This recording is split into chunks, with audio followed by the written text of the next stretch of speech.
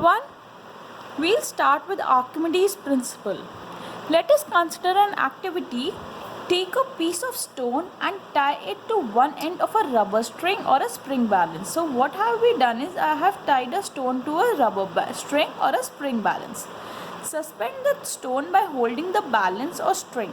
Note the elongation. So if we tie with the spring balance, note the elongation. What is the reading of the spring balance?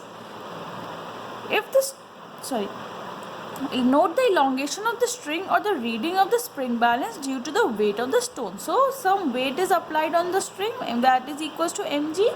Now slowly dip the stone in the water in a container. So what I have done is, in a container I have taken some water and immersed the stone in the water. So what we'll observe is that the reading of the balance decreases as the stone is gradually lowered in the water. However, no further change is observed once the stone gets fully immersed in water.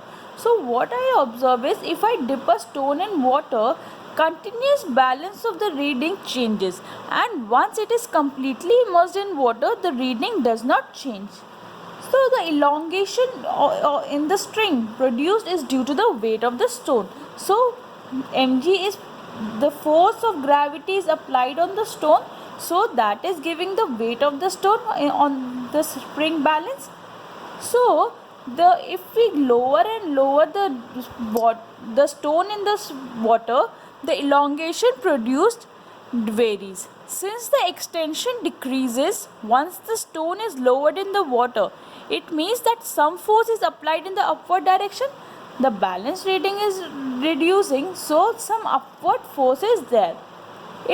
As a result, the net force on the string decreases and hence the elongation also decreases. So this upward force that is exerted by the water is the force of buoyancy. On any object, a buoyancy force is applied. So when it is completely immersed in water, upward force is applied, which reduces the reading of the spring balance. So it is same in all the fluids for a given body. Do all the bodies in a given fluid experience the same buoyant force? This can be explained by Archimedes' principle, that when a body is immersed fully or partially in a fluid, it experiences the upward force that is equal to the weight of the fluid displaced by it.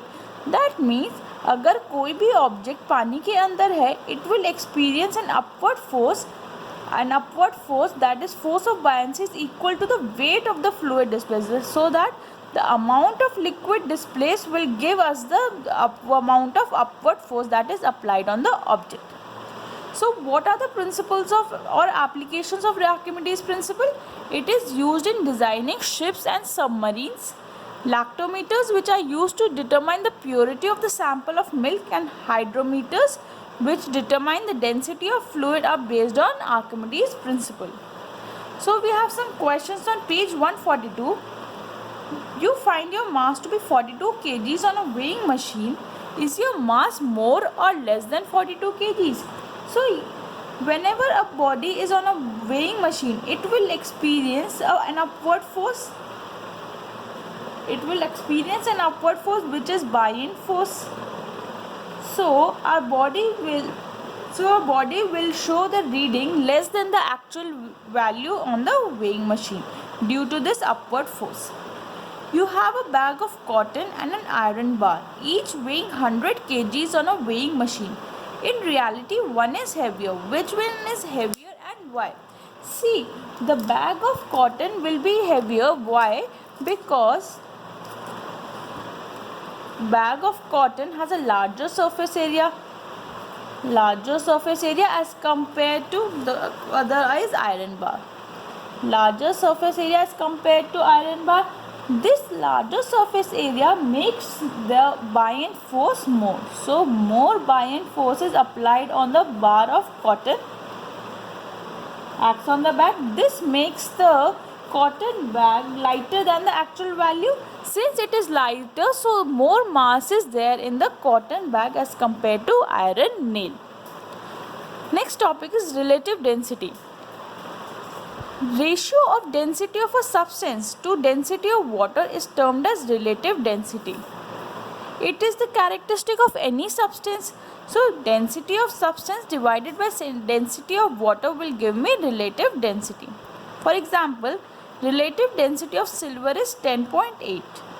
Density of water is given, we have to find density of silver. So it will give me density of silver upon density of water, and density of water is 10 to the power 3. Therefore, density of silver gives me 10.8 into 10 to the power 3, which is equals to 1.08 into 10 to the power 4 kg meter minus 3. This is your answer. Thank you.